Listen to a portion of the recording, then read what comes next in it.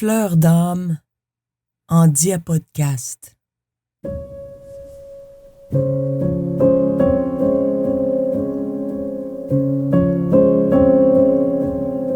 En 2004, je venais de débarquer de l'autobus sur le boulevard Saint-Joseph.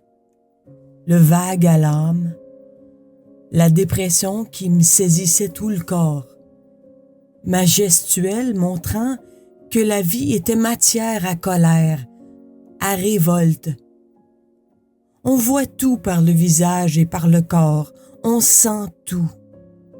Même si on ne veut rien dire, même si on garde tout en dedans.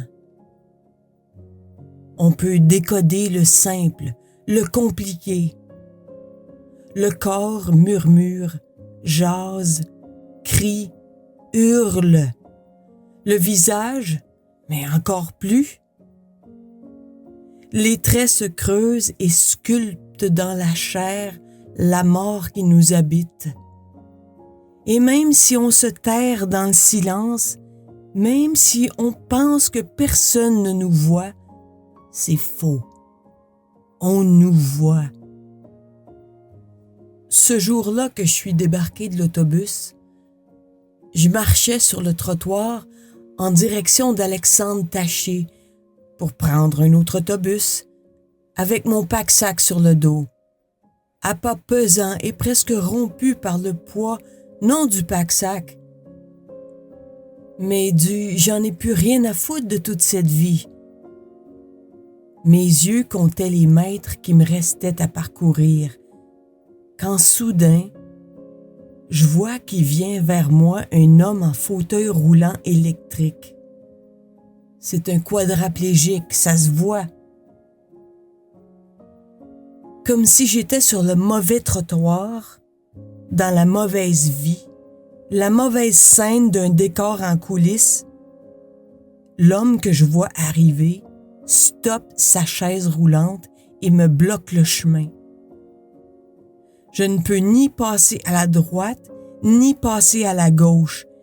Puis, doucement, mon regard s'arrête sur ses pieds, ses jambes inopérantes, son corps, ses yeux à lui. Je ne lui dis rien, il ne me dit rien.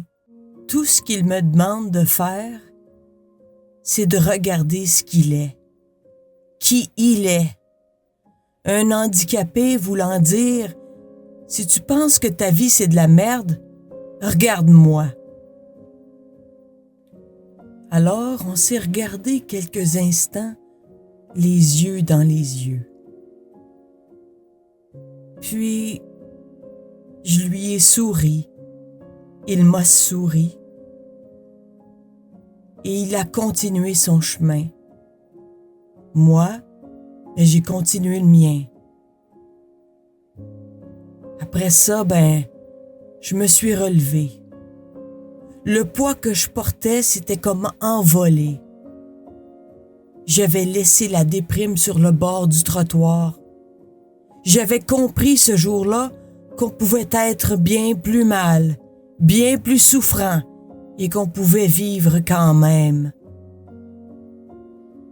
Tout mon être recroquevillé s'était relevé pour voir un peu de lumière. J'avais refait surface pour prendre un peu d'air, et cet homme m'avait offert la guérison d'un instant. Merci à toi, l'inconnu, qui que tu sois.